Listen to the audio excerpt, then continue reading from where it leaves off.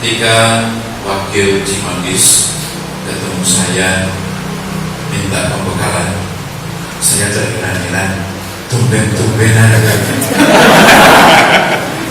ada angin apa nih mau minta pembekalan.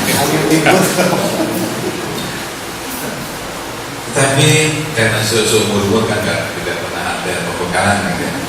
Tapi kalau ada tumbenan ini semua.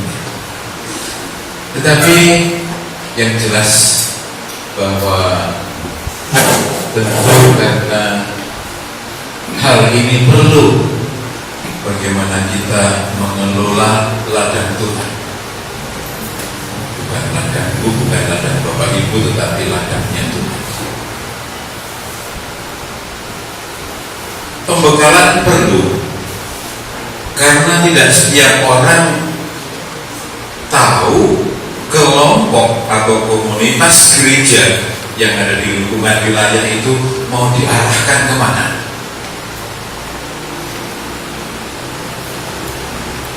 Dulu pernah terjadi di Cimanggis, ada ketua lingkungan yang belum dibaptis, ya kan?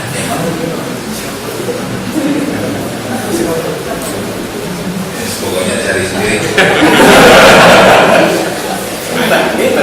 Makanya akhirnya orang jadi bingung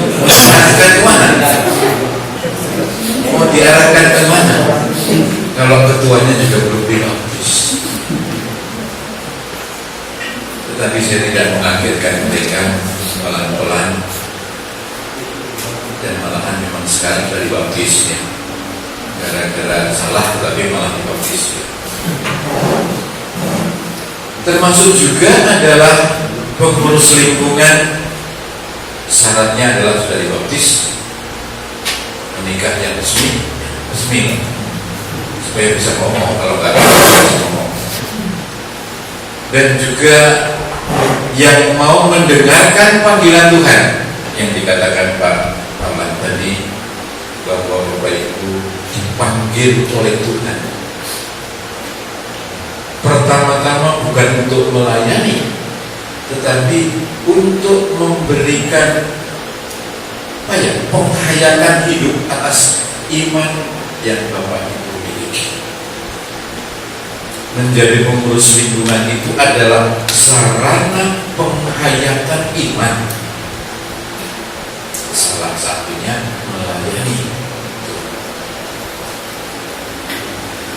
Paroki mempunyai buku pedoman lingkungan, ditulis Paroki Keluarga Cibinong.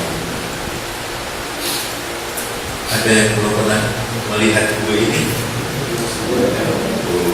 Itu dibuat tahun 2012 dan itu direvisi ya Pak ya.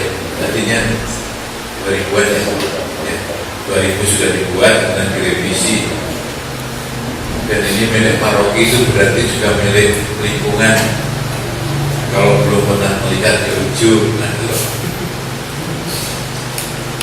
jadi menjadi pengurus tidak hanya sekedar ketua, wakil, tapi seluruhnya mempunyai satu arah supaya apa yang dilakukan kemudian menyatu. Karena kita tahu persis bahwa warga itu tidak selalu menurut. Kalau datang ke sana baik-baik ya, lebih ke sana aku mau ke sana sendiri. Padahal yang lurus-lurus ya. Ketika ke Romo Harsono Judes, maka ke Romo Yatno ya. Hal semuanya balik lagi ke sini misalnya seperti itu. Umat kita adalah seperti itu, mencari mana yang gampang ya. Dan biasanya akhirnya menjadi mengadu domba. Kalau di sana gampang, kalau di sini susah. Nah, untuk itu adalah saya mengatakan pembekalan ini adalah untuk menyatukan persepsi melayani.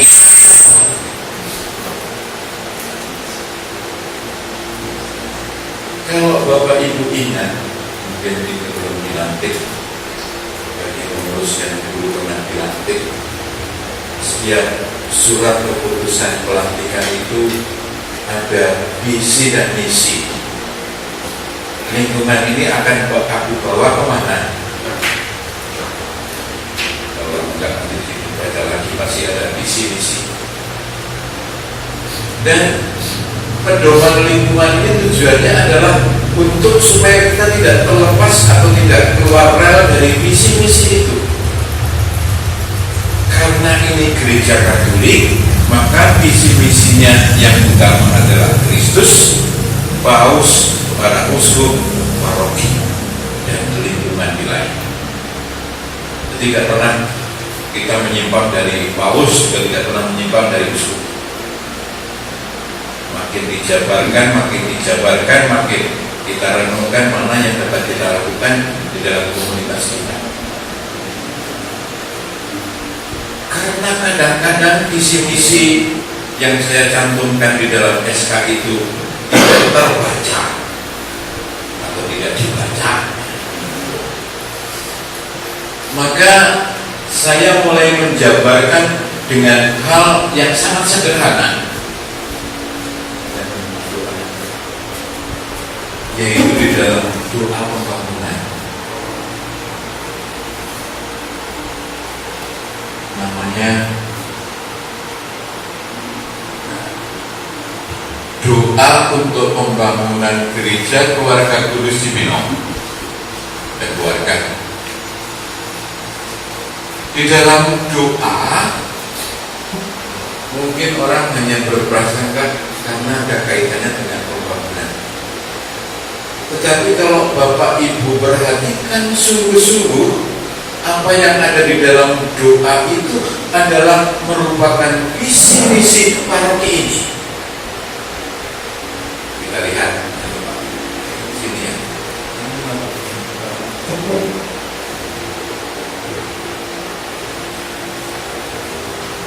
Sudah banyak yang hafal kan, sering kita. Tetapi saya beri warna yang lain-lain adalah supaya itu intinya. Mohon berkat-Mu atas segala rencana yang kami rindukan, yaitu membangun gereja paroki keluarga kudus Cibinong. Yang kami maksud dengan gereja paroki keluarga kudus Cibinong ini bukan hanya sekedar sarana, tetapi persekutuan, persaudaraan, kasih di dalam gereja kita seluruhnya. Maka salah satunya bagaimana membenahi gereja umat Allah yang manusianya, maka dibutuhkan pembekalan. Ada, kalau orang yang menikah diberikan pembekalan, ada prodiakon diberi pembekalan, supaya gereja sebagai paroki ini manusianya tidak pernah terpisah dengan sarana yang sedang dibuat.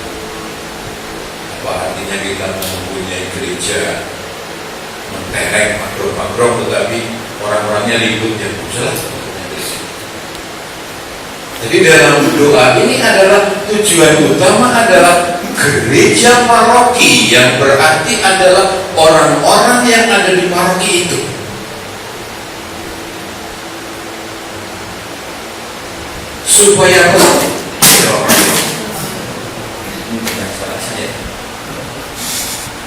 Supaya persekutuan sebagai gereja Kristus ini dapat berjalan, maka salah satunya dibutuhkan sarana. Jadi bukan satu-satunya tujuan adalah karena membangun gereja maka punya pembangunan gereja. Tidak. Kalau gereja ini tidak dibangun, tetap harapan ini kami akan berusaha dan berupaya untuk membangun di dalam kemuliaan nama-Mu. Ini bukan aku, bukan ketua lingkungan, ketua wilayah, tapi kemuliaan nama-Mu. Berarti aku ingin berjalan bersama Tuhan.